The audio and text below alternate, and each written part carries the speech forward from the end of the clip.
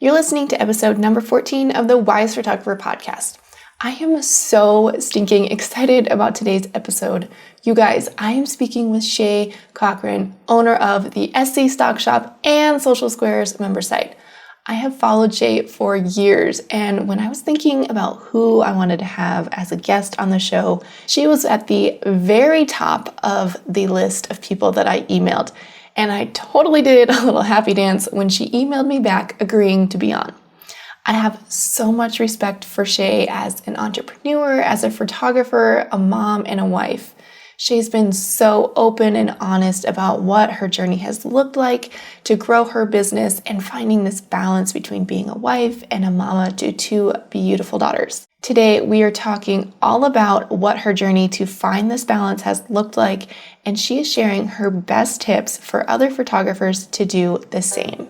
Welcome to the Wise Photographer podcast with your host, Chelsea Wise. Each week, Chelsea is bringing you the best tips and tricks to help you create a joyful, profitable, more purpose-filled photography business. Chelsea is a wife and mom of two who has built a thriving photography business in her tiny hometown in western North Dakota. Without further ado, here's your host, Chelsea Wise. Hey guys, I am so excited for this interview today. I have Miss Shay on with me, and I'm kind of fangirling a little bit here. I've been following your work for a really long time. And I'm so excited to have you as one of my first guests on the podcast. So for anyone who doesn't know who you are and what you do, can you give us a little bit of a brief introduction of kind of who you are and what all you do, I guess? Yeah, well, first of all, thanks for the honor of being the second guest on your podcast. That is really, really exciting. And you have been kind of an OG supporter of both the Stock Shop and Social Squares. So thank you for just being like such a great cheerleader. So my name is Shay Cochrane. I am a wife and a mom of two girls, 7 and 10. I'm an Enneagram 3, the performer achiever, so that won't surprise anyone. And in terms of what I do, so most small businesses, as you know, really struggle to create content that best represents their brand online. So I run a stock image membership called Social Squares that provides female entrepreneurs with really high quality on brand imagery that's going to save them time and it's going to help them look professional. It's going to help them sell more and help them attract more ideal customers. So I've been doing that now for quite some time. We're probably going on 8 years, I think, total of being in the styled stock industry, and then a few years. This will be our second year with the Social Squares membership. So that's like a little snapshot. Awesome. Well, there are like so many different things that I think we could talk about today. You have just this wealth of knowledge and information that you share so freely online, and I really appreciate that. But I want to talk today a little bit about balance. And I'm using air quotes here on the whole balance thing. But I went back and I've been following you since 2014. My first purchase with you was at November 27th, Oh my 2014 for Which is the $47.40 first on Etsy. That's amazing. I was going to say that was the first year of the Etsy Stock Shop in its original format on Etsy. You really, really are an OG customer. Yes, I got one of the desktop ones with like the geometric. That was like one of my first ones.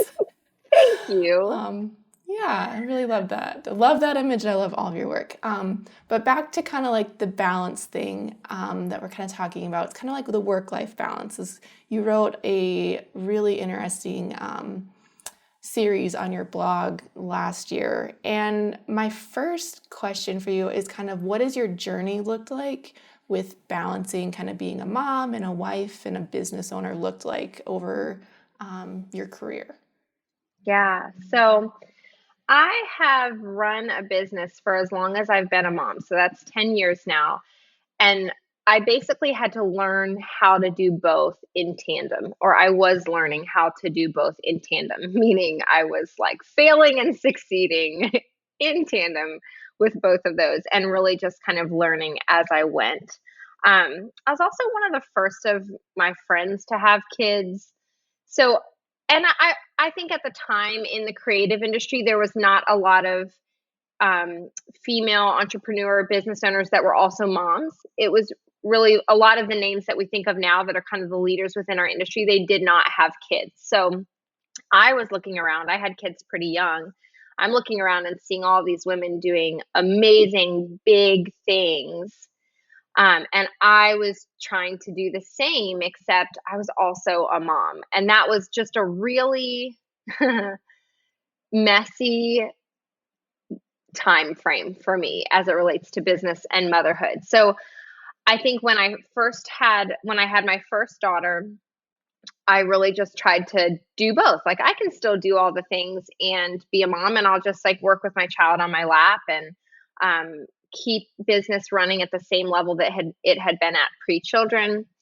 And I very quickly learned that that wasn't going to work. And I think what I realized was happening is that if any of you that have been a mom, being a mom of a newborn is not exactly the most glamorous of jobs, nor is it the most celebrated by culture. um, and so, what was happening is that as much as I loved my daughter and loved being a mom and wanted to be a mom, I found myself in the day to day resenting her as opposed to resenting my clients because my business and my clients and the work that I was doing made me feel special and valuable and important and like I was contributing something really impressive to society versus changing diapers and feeding and just keeping up with the home. So I saw pretty early on that as much as I loved being a mom and I loved I loved my daughter, that though my heart like could tend towards resentment of that role, and I really didn't want it to. My heart could tend towards preference for that work that made me feel really good and look really impressive.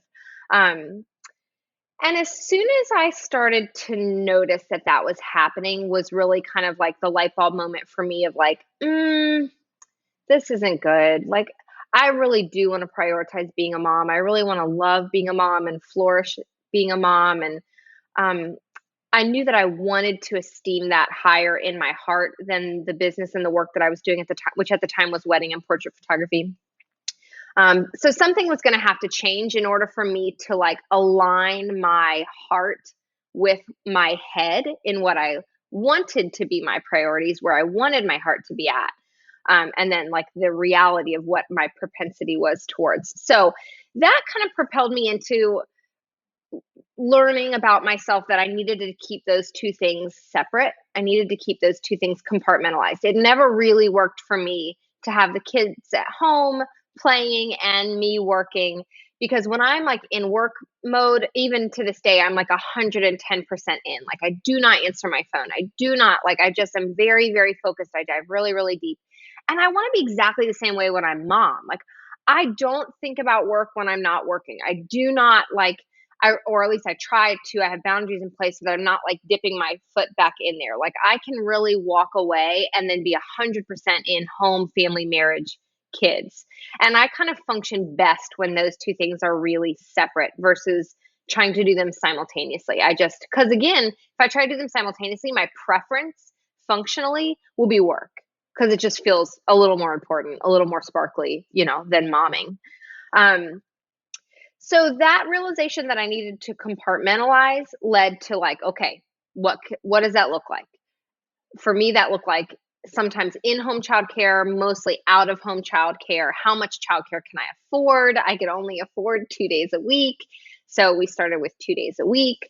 And we'll kind of circle back around to a conversation of what that looks like now. But it was really based on like, okay, what can I afford in terms of hiring childcare? And then let me just keep those two things, work and family life, as separate as possible, meaning let me confine work to a certain amount of hours during the day. So I wasn't like cooking dinner and working, or on the weekends and working, or on vacation and working. Just keep them separate so that I can like really deliver well within my business and function well. And then really like deliver in quotes well as a mom, like really be fully present and dialed in there. So you are speaking to my heart right now. Oh, good. I mean, I think this, and what's cool looking back is that I in the last 10 years, I've built a business from just me in my dark guest bedroom to being in a skyrise office with a team of half a dozen members, still functioning in essentially 2 days a week of work, 16 hours of work. That's and again, amazing. We'll circle back around to that later, but I think like the encouragement there is that it can work. Like your business can flourish within boundaries, even like seemingly intense, very limiting boundaries, because I've seen it and I've lived it. So kind of talking about like those boundaries and like those non-negotiables with your family that like really like allow you guys to thrive. Can you kind of dig into like what those boundaries look like for you guys? Yeah. So another like funny tidbit about our family is that me and my husband are both actually business owners and entrepreneurs who both work from home. So Wow. in the early days, we literally had desks side by side. And then after I would interrupt him, like for the 100th time a day, my husband was finally like, we need separate offices. Because he does audio work and he'd like have his headphones on. And I'd be like, babe, did you see? And he'd have to like take his headphones off. What, honey? Like, what did you mean? So we're in just a weird, unique situation where we both are entrepreneurs. We both have businesses. We both have work that could lend itself to being all consuming mentally and time wise. So we have had to decide from very early on that we would have boundaries in place to protect our marriage, to protect our family time, to protect our own like emotional health, our joy, our enjoyment of work. So what those look like for us is all of our work takes place between normal business hours, 9 to 5 during the work week. Neither of us work after 5 o'clock. Neither of us work on weekends. Neither of us work on vacations. Neither of us take work with us on any of those things. And I will say before people like check out, like, okay, cannot possibly be realistic. Like there are definitely seasons where we have to make small exceptions. Like if one of us is in the middle of a really big launch or a huge transition or a problem comes up that's like just really going to take dedicated time and attention, we're both very understanding. But that's not the norm. That's the exception as opposed to the norm. So boundary number one for us would be no work outside of work hours. Like, so no work in the evenings, weekends, vacations. Another boundary we have in place is that we don't have any pushes to our phone other than text notifications. So we don't get email. Neither of us get email pushes to our phones or anything like that would kind of just insert itself into our non-work days and derail us mentally and emotionally towards work. And that's been really, really helpful. So in the evenings, we're largely off of our phones. We're off of laptops, all of that kind of thing. And we've just tried to minimize anything that would like pull us in. And in doing so, train ourselves in that it's not really an emergency. Like it can wait. I mean, I joke about this all the time with my team. Like there should not be any such thing as a styled stock emergency.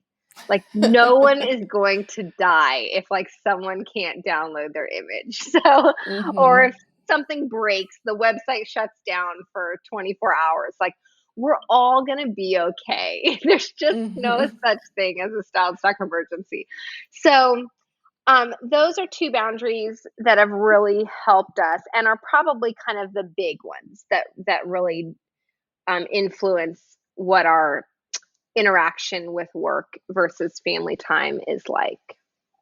I mean, we have others. Awesome. We go to bed early. Like we're kind of nerdy. There's plenty of other like weird eccentricities, is that the word, about us? But those are probably the two like foundational boundaries that we keep in place. And then for me, there's like the fact that I only work 16 hours a week. That is sort of the limitation. That's the sweet spot that we've found where I can continue to love my work Hmm. and not get burnt out by it.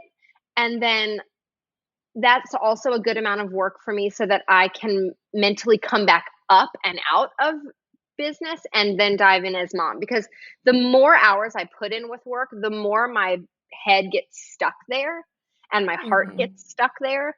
So the like 16 hours a week for me, meaning that like 5 other days of the week, I'm in mom, family, wife, home, friends, community mode just helps. If I work even 3 days a week, it is so hard for me to come out of work mode mentally for those other 2, like, weekdays.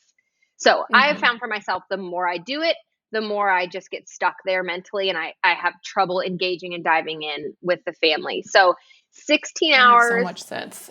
yeah, 16 hours for me, like the 2 days. Right now I have to do it over 2.5 days because of the kids' school schedule, but 2 days is really, like, the sweet spot for me. We'll get right back into the episode, but I wanted to pop in here right quick and let you know about something that I am so excited about. I've had so many of you reaching out to me asking about coaching. It has been so fun meeting you guys and diving into what's working and what's not working inside your businesses. This podcast was created to help you take your business to the next level, but sometimes we need a little bit more help. Messages from photographers across the country have been pouring into my inbox. I get it. You are sick and tired of being glued to your computer, editing a backlog of sessions late at night. You are stressed out and overwhelmed, and fear is holding you back from raising your prices and charging what you're worth.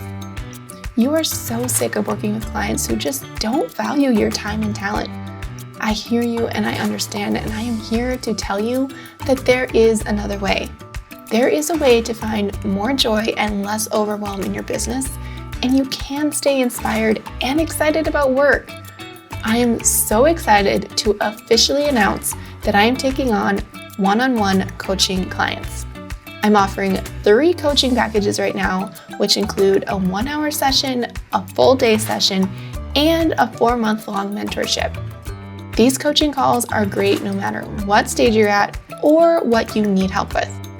During your coaching call, we can go over anything and everything from marketing and branding, editing, workflow and systems, to pricing and mindset.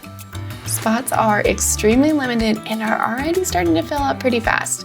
I don't want you to miss out. You can have a joyful, profitable, and purpose-filled photography business, and I'm here to help you get to the next level. If you want to learn more about what one-on-one coaching looks like with me, you can head over to coachingwithchelsea.com to learn more about the packages and see if one-on-one coaching is right for you. All right, guys, let's dig back into this episode. So did you ever, you kind of said that like you kind of started with the 2 days because that's what you Mhm. could afford for Yeah. childcare. Did you try to add more on and just realize that that was too much? Or what did that like balancing act look like of Yeah, trying to find your so sweet spot? originally it was like, how much can I afford? And I have a feeling it actually started out more as like one one day that I could pay for. And then my daughter entered preschool, and it was like they did preschool Tuesdays and Thursdays. So Tuesdays and Thursdays will be my work days. And to this day, Tuesdays and Thursdays are my work days because it's just the way it's always been. Yeah. It's like the boundary that was set up long ago, and I've just stuck with it. Hmm. Um, so that was sort of like the evolution of it was, okay, preschool's Tuesdays and Thursdays. Tuesdays and Thursdays will be my work days. Put that in my email signature, like, here's my work days. This is when you can find me. I'm sorry for the delay if you don't hear back from me, but this is when I'm in the office.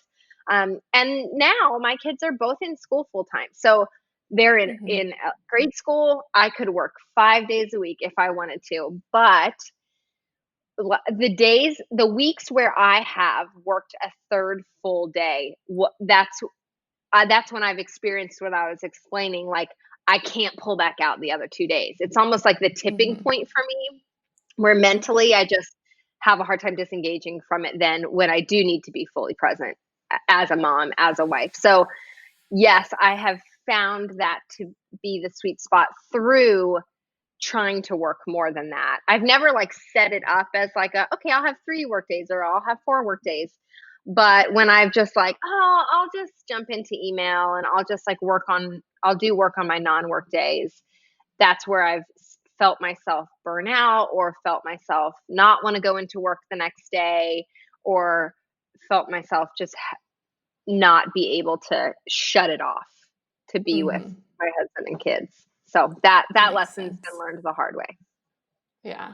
I'm like our society like kind of I just kind of like is always pushing like this busy thing and always like working and moving forward. Do you ever feel like you're falling behind not working more than 2.5 or your 16 hours? That's such like, a good question. A struggle? Yeah, that's such a good question. I think the only time I feel like I'm falling behind is if I look around at what my competitors are doing or what other people in the industry are doing. To the extent that I keep my head down on my own work, celebrate my own progress and big wins, and have peace with my own pace, I'm fine. The second I start looking at what other people are doing or how fast they're getting things out, that's the thing that kills me the most. Because when you only work 2 days a week, and my team is all part-time, so it takes forever for us to roll out anything. It's like, we need to update our sales funnel. Okay, well, that's going to take about 6 months, where it's like some of the people that are just like grinding it out and working 40 hours a week or 50 or 60 hours a week will just do it. Like, they're just intense and they can just like, they'll spend all night just doing it in one night and it's done. And part of me like loves that because I want to get the stuff done right now. And I have had to make peace with slow being okay. And really what I've learned is that it's fine. I've still managed to be successful, even if I can't roll things out as fast as like everyone else can. It's been fine. Like, my business is fine. It's even if I'm behind. So the lesson there is like, just stop looking at what other people are doing. I've been doing this for 10 years and I'll still get tripped up if I look at what other people are doing, and still get tripped up if I look at what my competitors are doing, how fast they're rolling things out. But if I just keep my eyes on my own paper, I'm generally like fine, generally excited about the pace of things. It's about as fast as I can handle in terms of like just my margin and mental space in 16 hours a week. So it all just has to do with comparison, determining how comfortable I am with the pace that we work at. So since your girls have gotten older now, because they're 7 and 10, is that what you said? Do you think it has been harder or easier to stick to like your schedule? Like, are you finding yourself wanting to take more time off to spend with them, or it's easier now that they're in school to like maybe be tempted to try and work a little bit more? Or does that make sense at all? I think it is definitely easier with older kids. I have a 7-year-old and a 3-year-old right now. So I'm like, it's definitely easier. Also just because with a 7 and a 10-year-old, you're just in a different like headspace as a mom. Like, it's not as panicky. Like, it's just hard with littles. It's emotionally and physically exhausting to have young kids.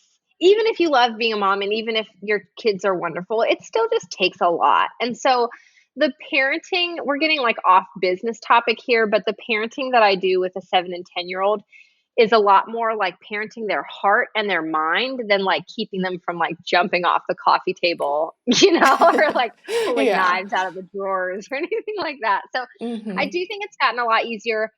I will say that when when the kids were younger, let's say 3 to 5, anywhere from like under the age of 4, let's say, when I tried to work with childcare in the home and I was home, it was a mess. Like, it was just a mess.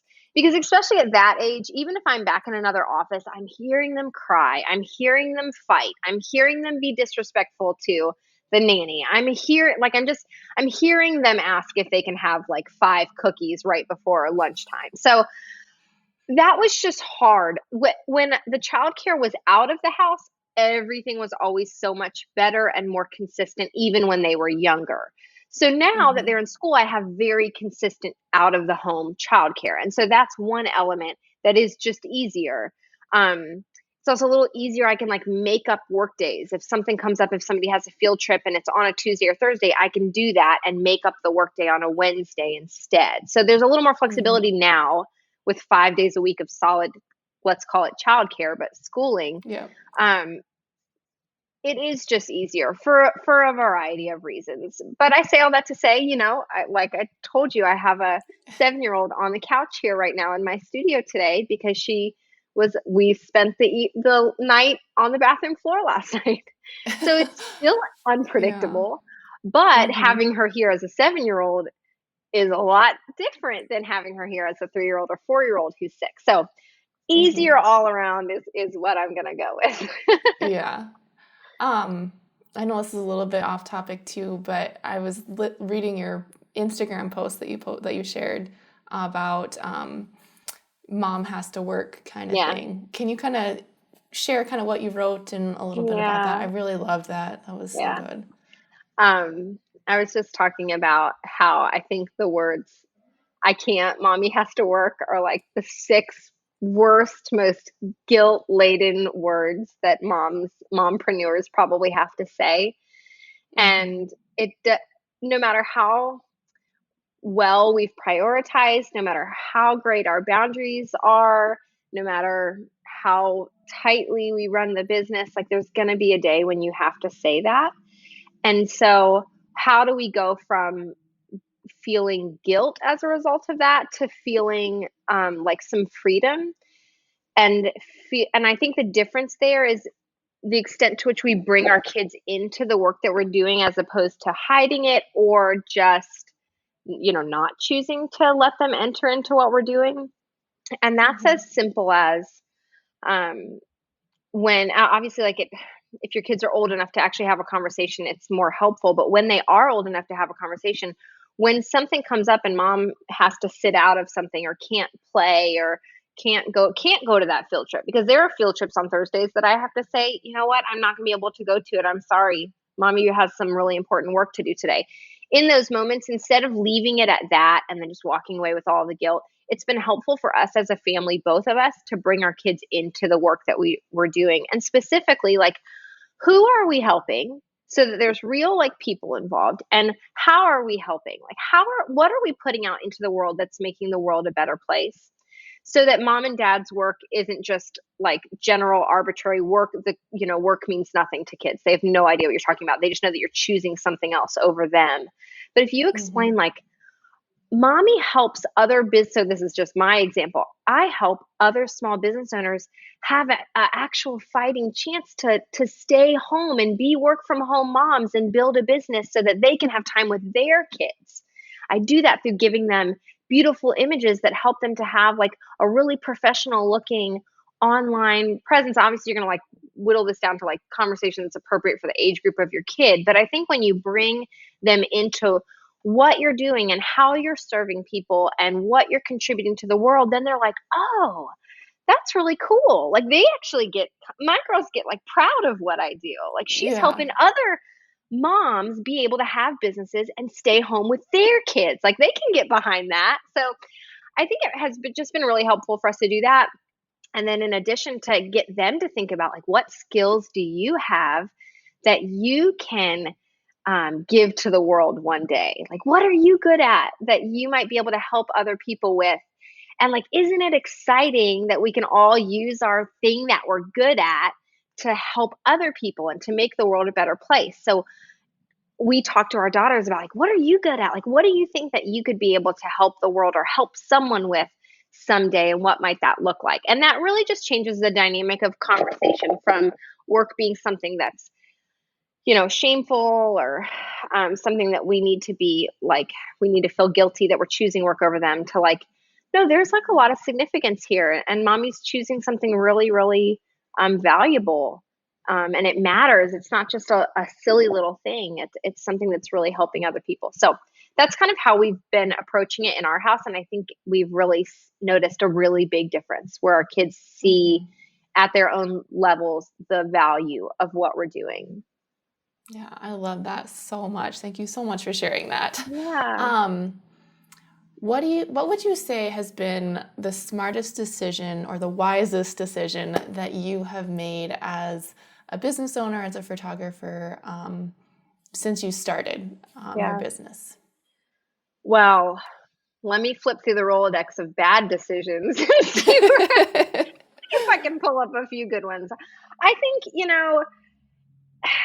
especially if you're just starting out with building a business, I think the best advice that I could say is um, decide what your ideal work situation looks like, your ideal work week, and your ideal hours from day one, and go ahead and put that in place.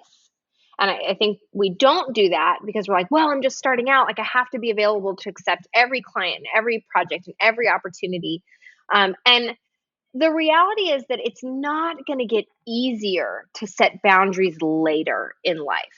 It's just not. And I think we think it is, and it just doesn't ever get easier to set boundaries. So I think what has served me the best is just that we did it out the gate. Like those 2 days a week and those like specific boundaries within our home were put into place really early on, which made it so much easier to stick to it now, 10 years in, with much more complex businesses, with much more, gravity to in decision making and many more zeros attached. Like, it's just helped us that those decisions were already in place. They've been in place for a really long time.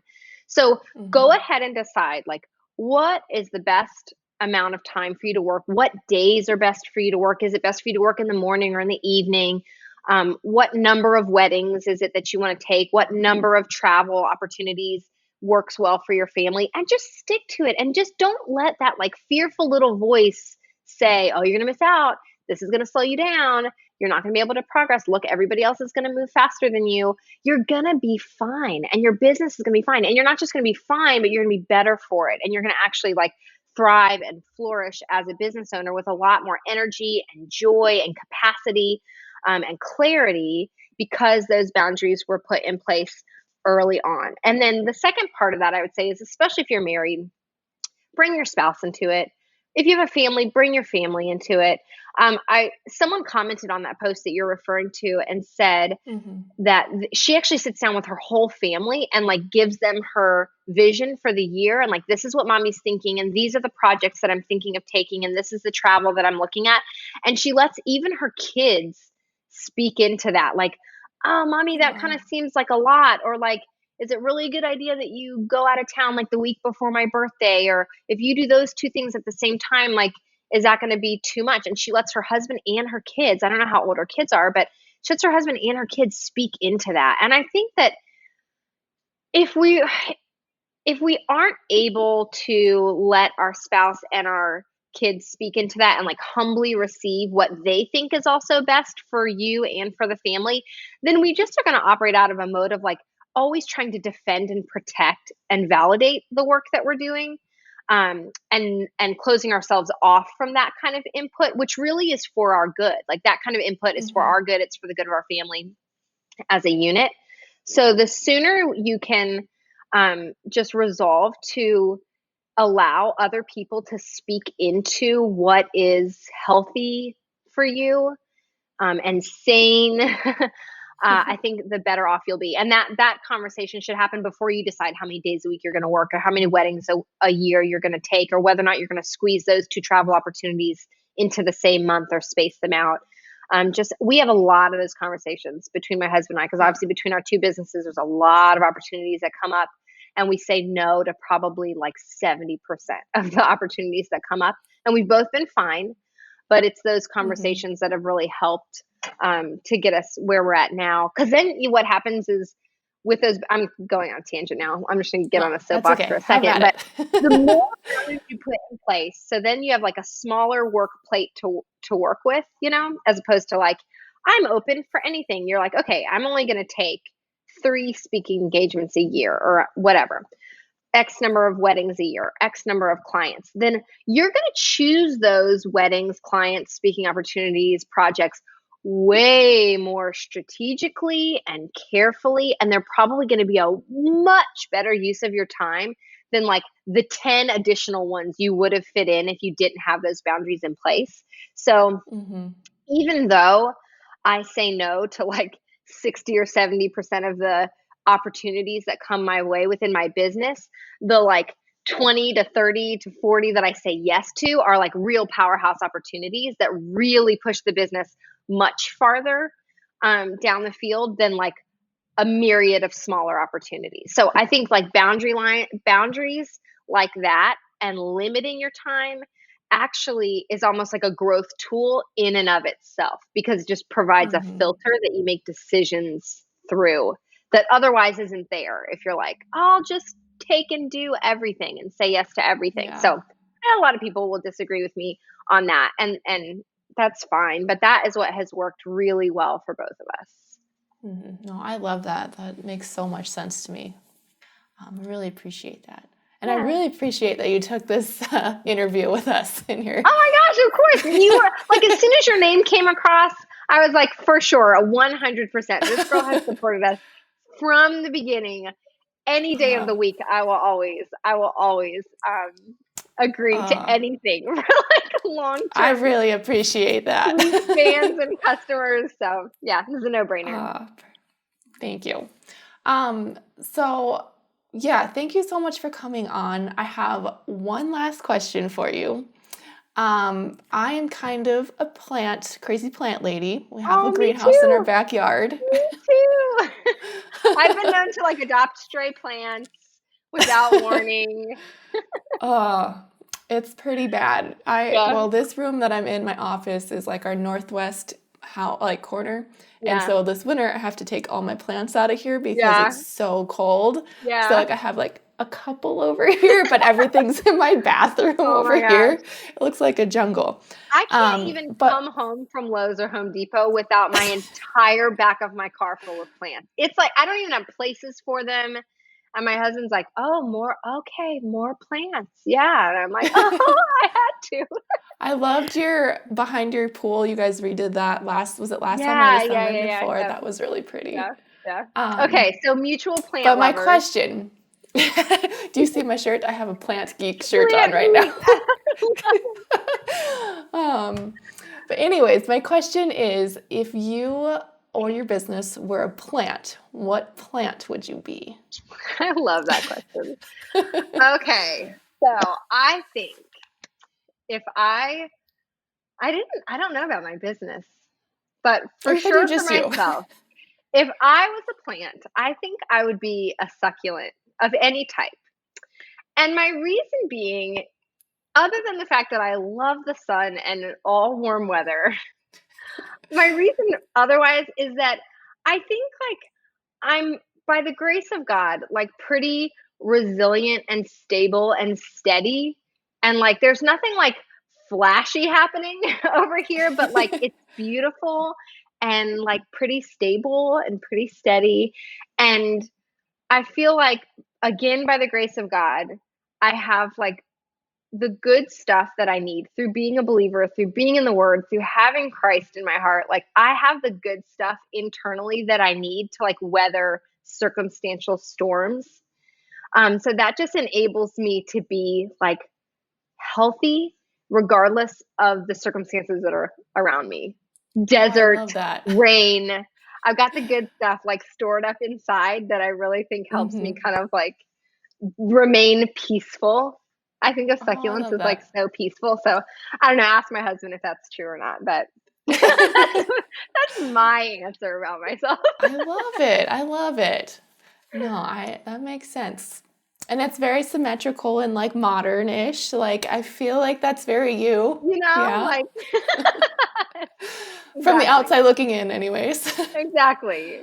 Exactly. Oh, I love that.